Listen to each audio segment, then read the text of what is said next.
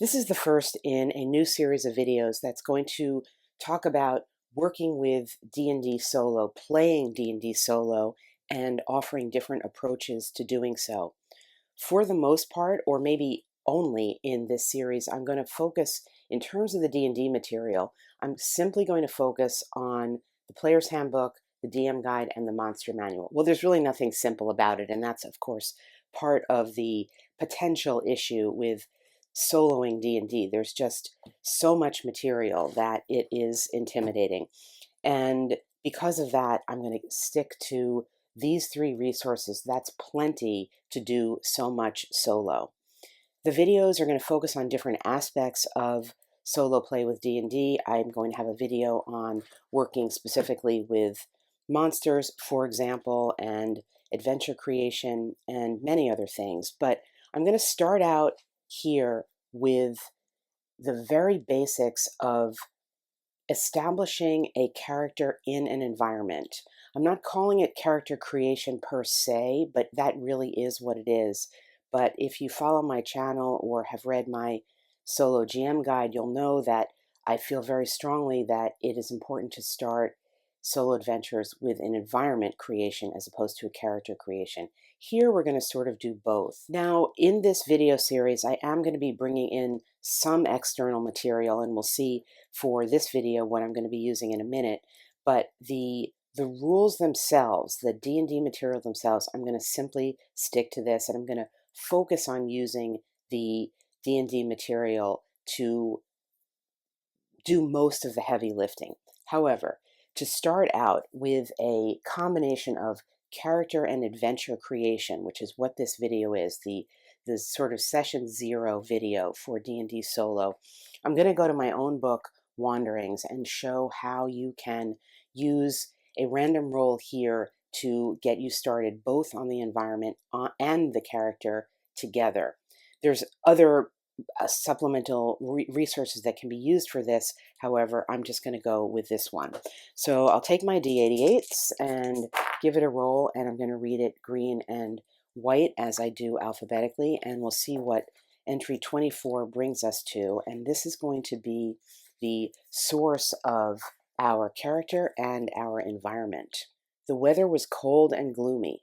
Heavy clouds beckoned a long and dreary continuance of autumnal rains. Cloud after cloud came sweeping on like the dark banners of an approaching host whose march is for desolation. As Melmoth leaned against the window, whose dismantled frame and pierced and shattered panes shook with every gust of wind, his eye encountered nothing but that most cheerless of all prospects, a miser's garden, walls broken down, grass-grown walks whose grass was not even green, leafless trees, and a luxuriant crop of nettles and weeds rearing their unlovely heads where there had once been flowers, all waving and bending in capricious and unsightly forms as the wind sighed over them. It was the venture of the churchyard, the garden of death. Well, that certainly is an environment, and we get one character, Melmoth. That's Melmoth the Wanderer. That comes from that particular novel. Now, we don't need to base our character on that construct, especially if we don't know it. But we have a feeling immediately of desolation, isolation, death, and we're in a garden that is described as being abandoned and on the march toward desolation, and indeed the garden of death. So how would we take this and begin an adventure and at the same time build in a character? The very next step in the process here is to take away the player's handbook and take away the monster manual, because at the outset you are acting as the GM. So focusing on the material that is in the DM guide is next. And this is where the character creation part that comes from the player's handbook is going to wait, because it is important, in my opinion, to, as I said, have a character that is going to go into an environment once you create that character. We're already starting with the environment. There's a person in it that may or may not be our main PC. But our next step in this process is to turn our attention to the DM guide. Familiarizing yourself with what's in the DM guide is really helpful for the soloist. So the very basics that I take away from this is we have the point of view of this character is they are overlooking this churchyard, this garden of death. They're inside a space. They're leaning against a window, so they're probably in a church. And this could suggest any number of initial directions to go. And remember, we want to sort of start small here to have some place to build out from and to anchor ourselves in a place. The fact that there is a church here could suggest that there's some type of village or settlement, that we're in an inhabited area. And we could go in the direction of developing what that is. And perhaps in the development of that, we would get some narrative direction or suggestion of a story. We could, of course, go in the direction of focusing on this garden of death and asking questions about why or what has caused this.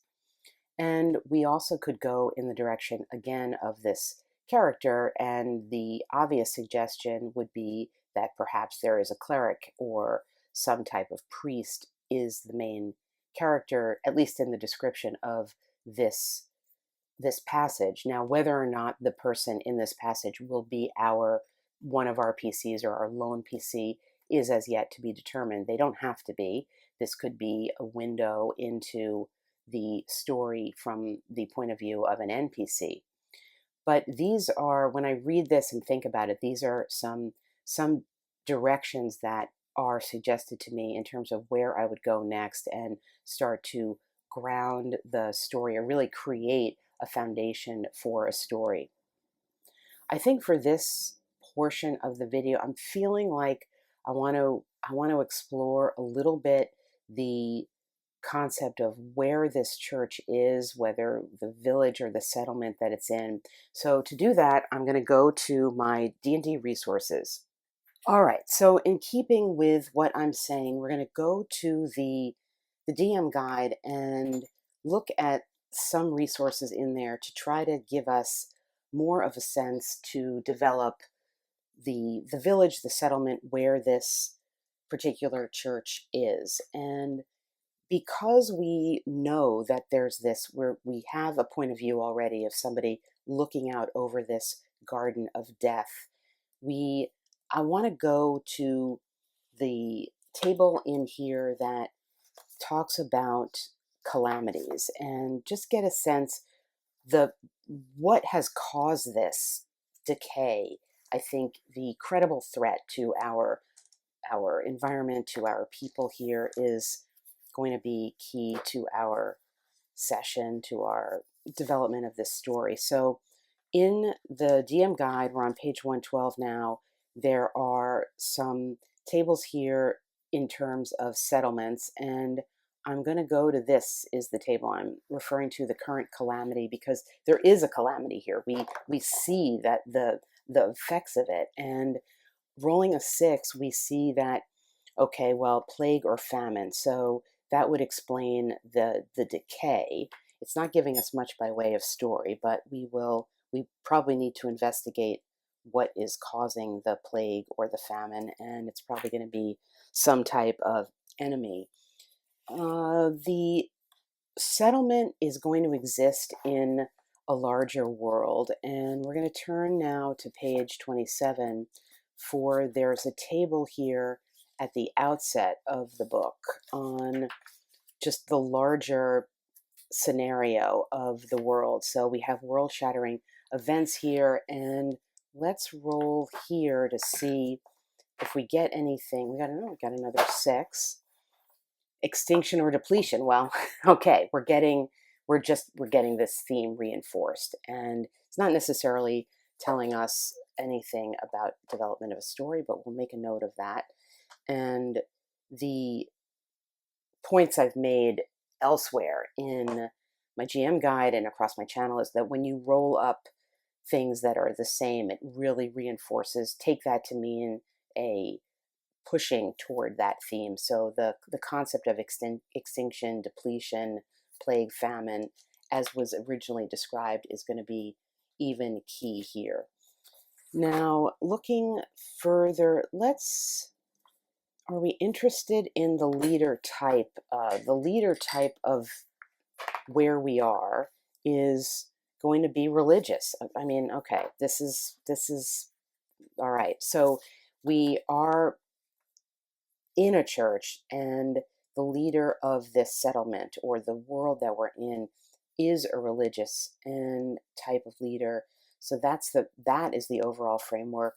Maybe we are somebody who works for this leader, and this church is the stronghold or the center point of the community, and the fact that the gardens are under attack is signifying that the invading forces are making their way closer and closer. I don't know. We have a list here of invading forces, this D8. Let's see, is this going to work thematically? We rolled an 8, and that gives a traitorous ally.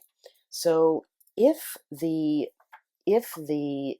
cause of this decay is from a traitorous ally, that is going to give us some other suggestion of where we need to go to figure out who this is and what the relationship of that person is, either to us or to, I'm feeling, like I said, that we're maybe like a functionary or some sort of the main character here, or the leader. And there's an extinction or depletion section here of lost resources. Now we sort of already know, at least from our initial description, what that is, but could it also be something else? A loss of a type of a monster. Extinction or depletion. Let's see. What is gone from the world? So a type of a monster, they're giving here a unicorn, a manicore, or a dragon. Very sort of highly magical creatures. So maybe this would signify a loss of, I'm going to note this down, exactly what it says. I may extrapolate from this to mean it's just something magical and good is being lost. This is the depletion, and signified by the depletion of the beautiful garden. Maybe our cleric, our leader, our religious leader, maybe this is a world of good, and it just gets down to the basic good versus evil, that evil is taking over, and the treacherous ally was somebody who was turned from good to evil. The way we're developing this now, because I went with the village and the settlement, is we're not going right to a dungeon crawl. Although, of course, you could decide that whatever you need to do ultimately is investigating the catacombs of underneath this church, and we may end up there. But I'm not going to develop that right now. I'm sticking sort of with the outside here, and we'll see what we get if that leads us to develop anything. A 16, pursue fleeing foes. So what this is saying here is our goal here is somehow to find this traitorous ally and bring them to justice, really. I mean, if that's the way we're going, if we're taking this as the structure, that is where we would be going. And further on, we have, let's see, other goals. I don't think I'm going to give us other goals right now. We've got a lot already.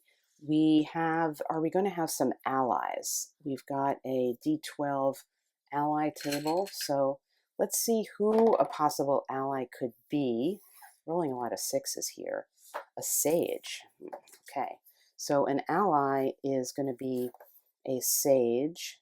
Now again, we're not sure. This sage perhaps could be our main PC. We could be forming a party with a cleric and a sage, a priest, a wizard, something of this nature, because we do see, again, thematically, the loss, the depletion has to do with sort of high high pure magic is what I'm abstracting that out to be. Do we have a patron in this scenario? And the 8 gives us, well, a temple official.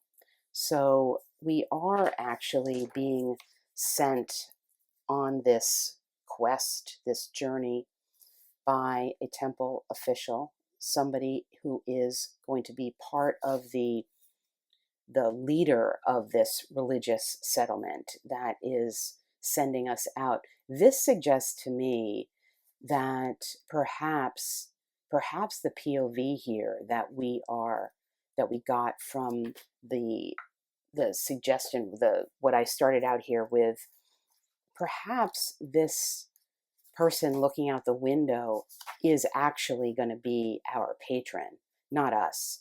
Perhaps that's who that is. And he's looking out and the feeling here is kind of a gloomy sorrow.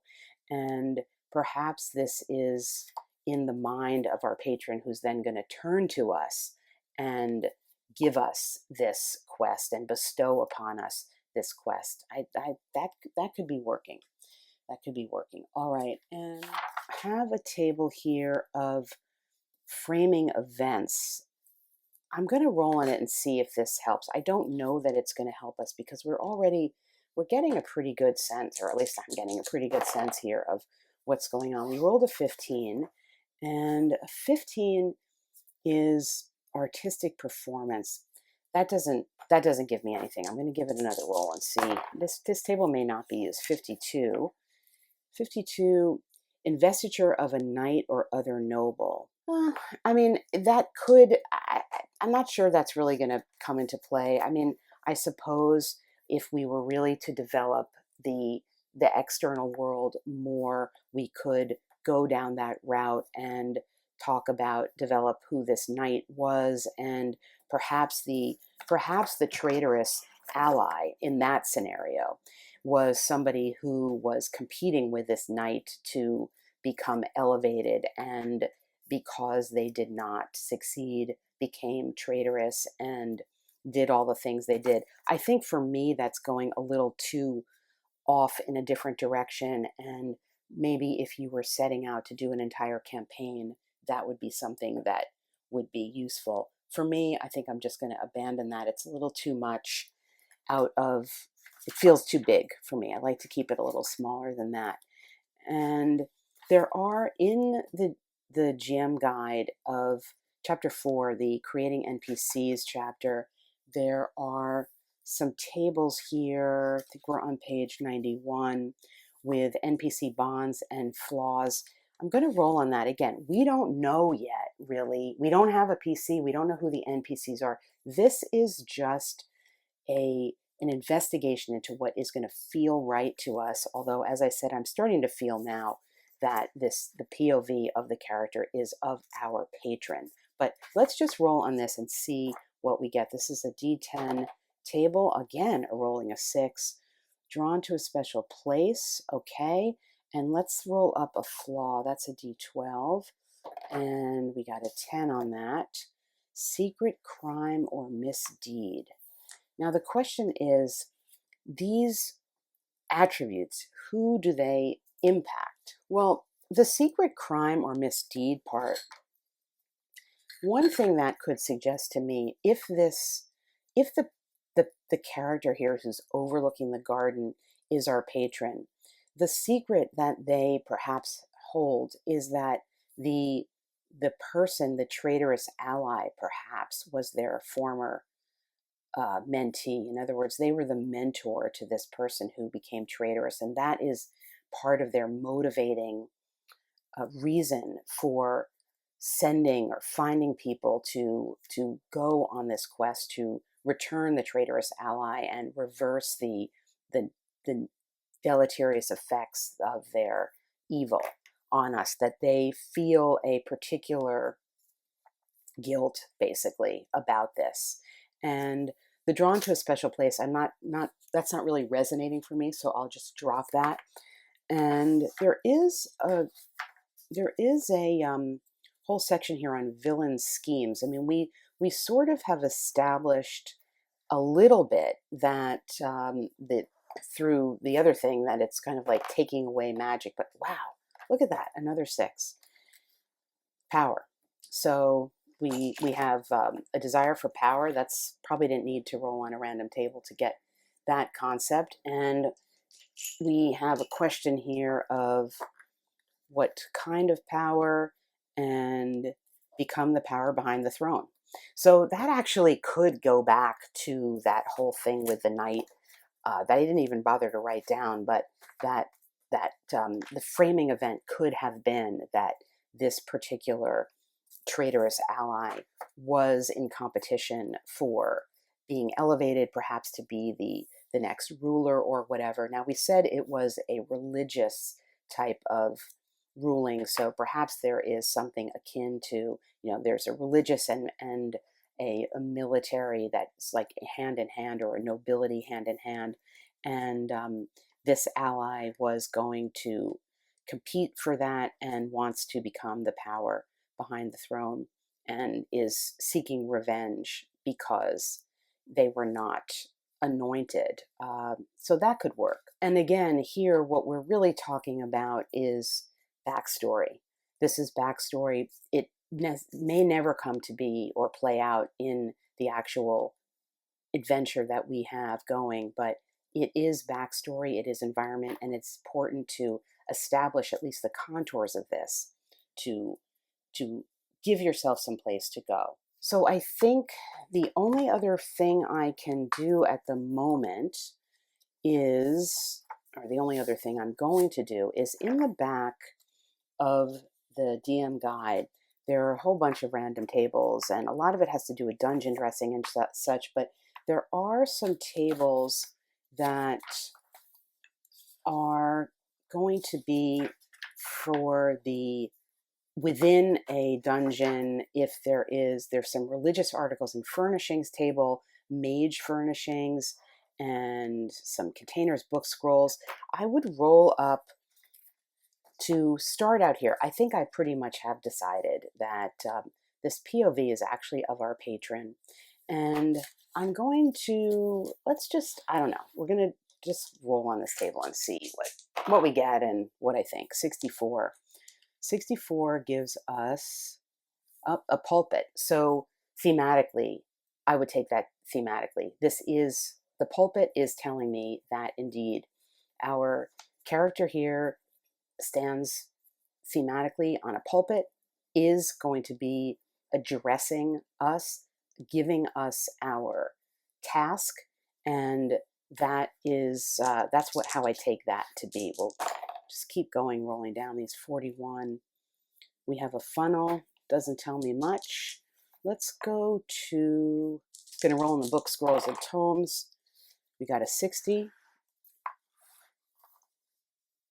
A memoir.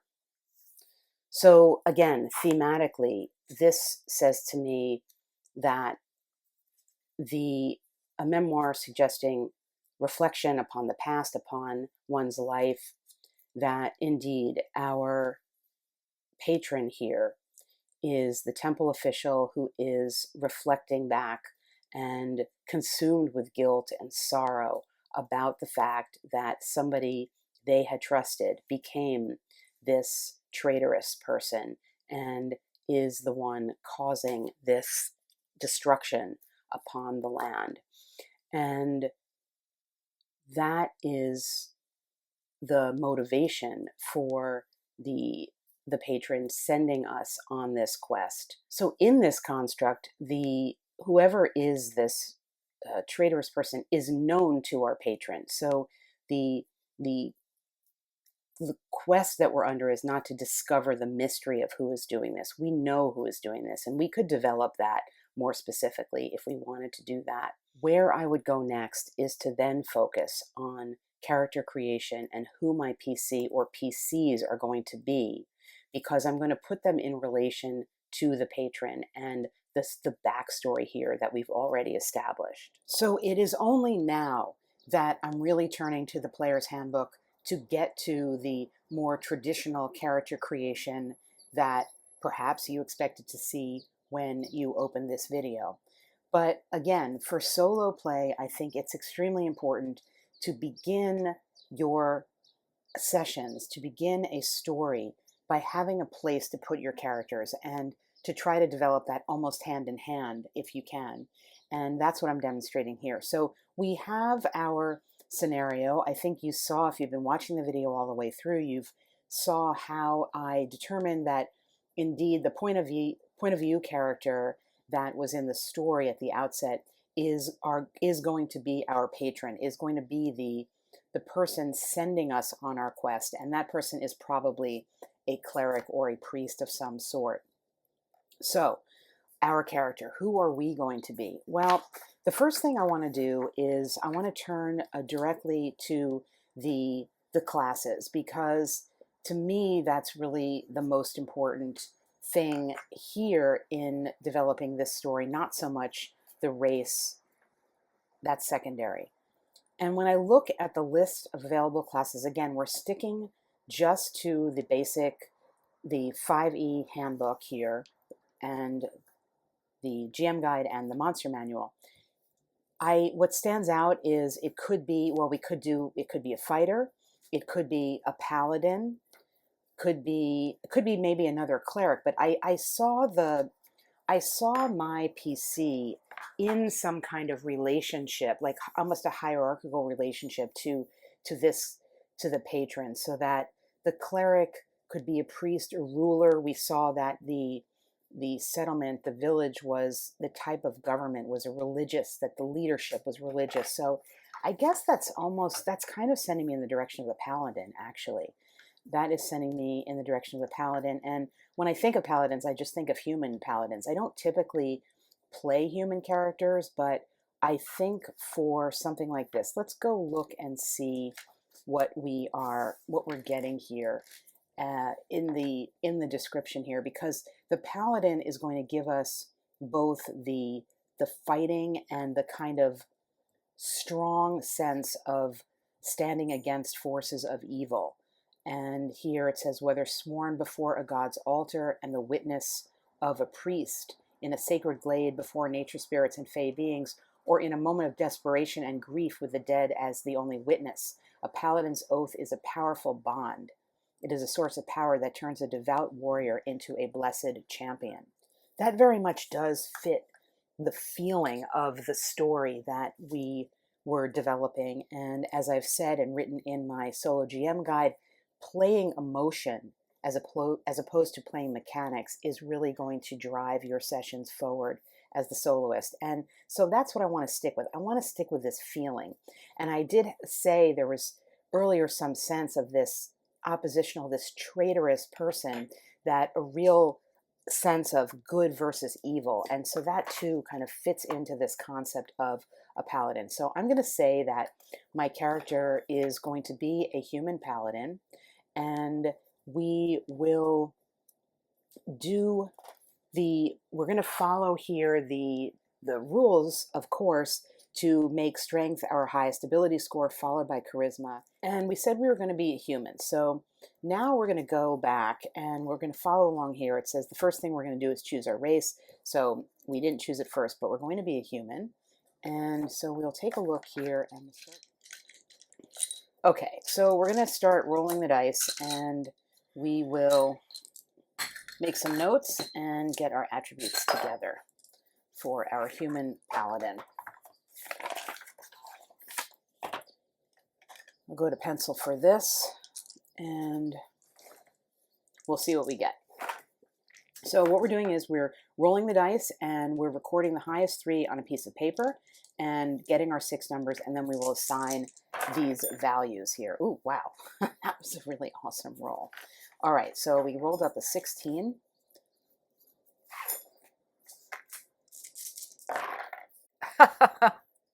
Isn't that the way of the dice? Isn't that the way? All right. And then we rolled an 8. And not looking, oh, it was so promising to start. We got a 6 and a 7. That is just super bad. All right, come on. We got to do a little better here. All right, 11, 12, 13, 14. It's 4. Ooh, nice. So we got 12, 13, 14, 15, 16, 17. Yes, my math skills leave something to be desired. Let's see, this is the last one. 12. Oh, and that's awesome. So we got a little unbalanced here. We got 16, 14, 17, 17, and then we got this 7 and this 8, which is very unfortunate. But overall that's not so bad. Now we need to assign these values. So let's go back to the suggestions on the Paladin. So we want strength to be our highest, followed by charisma, and at least according to the quick build. Of course, we could do whatever we want, but I'm going to follow that suggestion. So that's going to make our strength the 16. Oh, we got two 17s actually. Wow. Strength and charisma is going to be the 17s, and then we have to figure out where we're going to assign these poorer values to. So the options, what we've got left is dexterity, constitution, intelligence, and wisdom. I've got to give my constitution the 16 because I don't yet know, I should say, how many PCs I'm going to play here. This video is really about creating one character, not necessarily planning out the entire session. I think in this case, if I was doing this as a session, maybe I would have at least 2 PCs, but nevertheless, I would want my constitution to be, I think, this other highest value. And then I think I would take, well, you know, this is really tough. And then I guess I would take, you know, I'm going to be, these values are just so unfortunate. I'm going to make my wisdom 8.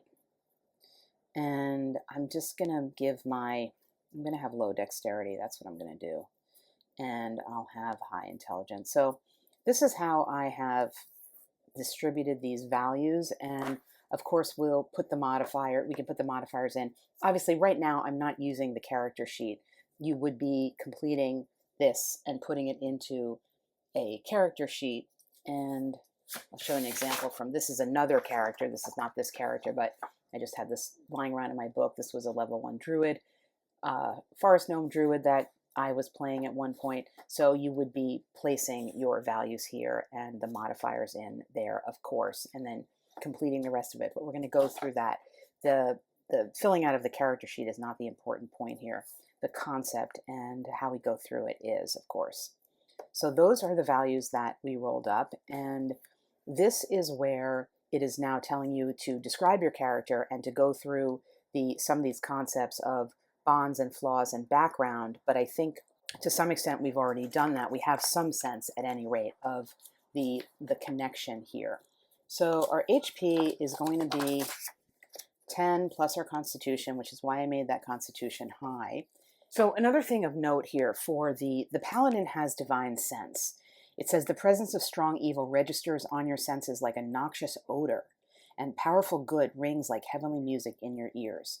You can open your awareness to detect such forces, and it says that you can use this feature a number of times equal to 1 plus your charisma modifier. So we're going to get the divine sense quite a few times because our modifier on the charisma is going to be +3. So we have sort of 4 uses of divine sense, and we'll just note that down. We are looking at a first level here, so we're not specializing yet in spellcasting or fighting style, but that is something that I would read through and think about the kind of spellcasting that I would be interested in doing. In terms of skills, we can choose from among athletics, insight, intimidation, medicine, persuasion, and religion. For the solo player, or for me, I often will choose insight because that can be used thematically to perhaps allow extra die rolling on a random table, for example, to investigate or search an area, something of that nature. Medicine can be used also for healing if that's a concern, and those are probably the 2 that I would choose from. So we're just going to refer to this character sheet here to look up and confirm these skills because it doesn't it's not easy to do just from this book.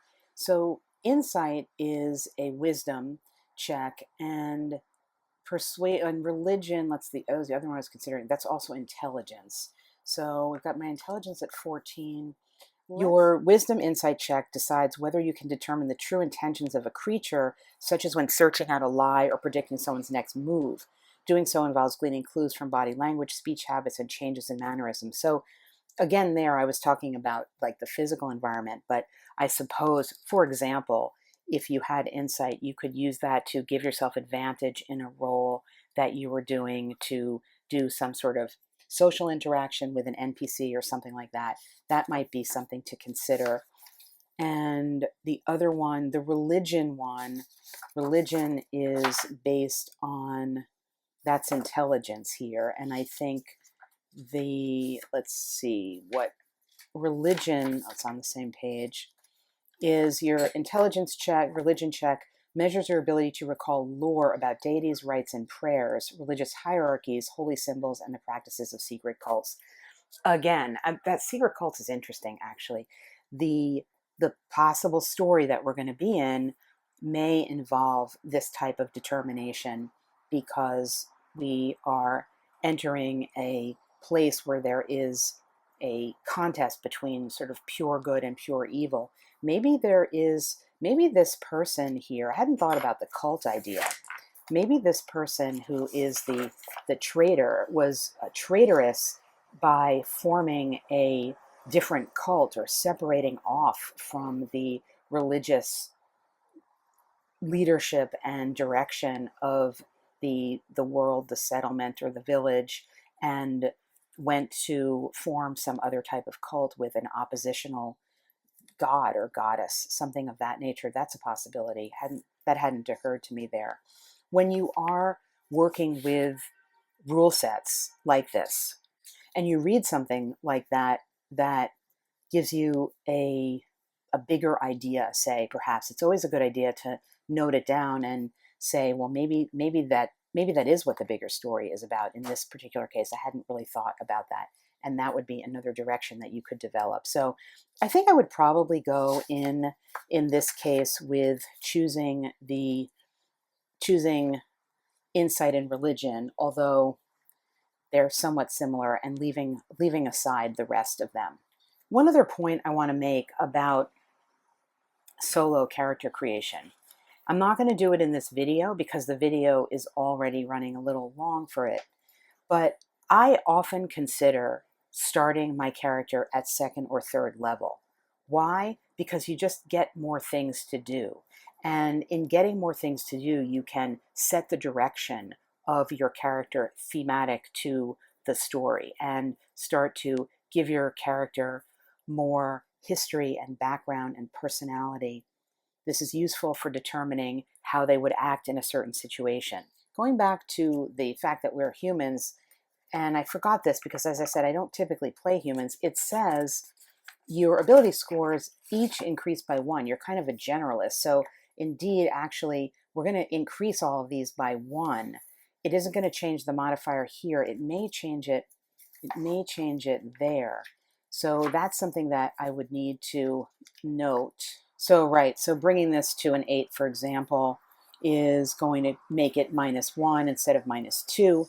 And bringing this to a 9, I'll keep it at -1. But at least my dexterity went up a little bit by that increase. So that's completing our modifiers here. We're going to gain proficiency in 1 skill of our choice, and we're going to gain 1 feat of our choice. So I would probably take luck. To just allow some 3 luck points to make re-rolls. I think that's probably a useful thing to do, especially if this is going to be a solo character, an actual solo character, or maybe even just one of 2. In a different video, when I talk about how to use the monster manual when playing solo, I'm going to address the question of modifying stats and giving yourself an opportunity, if you are just playing 1 character or even just 2, to actually have a session where you don't just immediately die, or where you're, not facing something that's just an impossibility, to encounter because you are alone in the world. Looking at our armor class here, we're going to be 10 plus our dexterity modifier, so that's going to be a 9. So we would need to really spend some money and make sure we got the best armor that we could get initially, because we have a low AC right now, and we need to bolster that up. So that's something to bear in mind. And the next thing we're going to do is, of course, we're going to roll for a trinket, because I love to give characters trinkets, and this is going to end up hopefully being something thematic. That was a 17. And 17 trinket is a glass orb filled with moving smoke. Okay, so something a little bit magical there. We will, I imagine, at some point in the session, we would find a time where it would be apparent that we could use that, or it would come into play. The rest of character creation really is no different than the assigning of equipment, purchasing things. This is no different for the soloist than it is for a regular tabletop player, so I'm not going to go into that specifically here in the video. I think you can see, however, that by approaching character creation in the manner that I have done, which is to say, really putting it hand in hand with the origins of a story, it gives you a very clear sense before you even start rolling on your ability scores as to who your character would be, and their motivation, and what they're all about, and why they're existing in your story. And when you do it this way, and then you sit down to actually begin a session to play, you automatically have things to do and different options to take. So, for example, in this case, to set out on the story, we have our paladin who is being sent out by the cleric to find this invading force, with this traitorous ally who is perhaps well known to the cleric, perhaps was a student of the cleric, and maybe as such also known to us, the paladin, that maybe they were former rivals even. You could then set out doing some type of hex crawl if you wanted to keep it outside.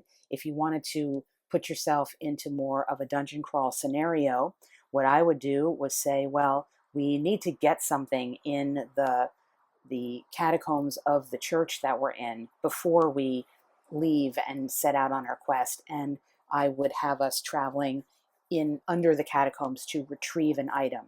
How you would build the rest of the story is a little bit beyond the scope of this video. Really, what I was trying to do is show how, by starting with an environment, you automatically have the PC that you're playing like brimming with things to do, and a whole concept in mind before you even sit down to roll the ability scores. Because just rolling ability scores and starting out that way, or starting out with deciding what your race of your character is, doesn't, for the soloist, is not particularly, I don't think, helpful. It doesn't put you in the mind of generating a story. There's nothing inherently narrative about just choosing a race of a character, and then just choosing a class, and then just rolling ability scores. There's no story there. And of course, if you're playing around the table and you have a GM, the GM has already, in their mind, provided the beginnings of a story, or maybe the entire story, depending on how they are as a GM. But for the soloist, you need to be doing that. And my suggestion and recommendation is to be doing that together, or at least to be starting out with the environment, if you're not starting out with the environment and building it together. In this video, I showed how they could be developing sort of hand in hand, as it were. And I could have gone in a different direction and made my main PC this cleric if I wanted to do that. But as that developed, I just felt like that was more the patron than the actual PC.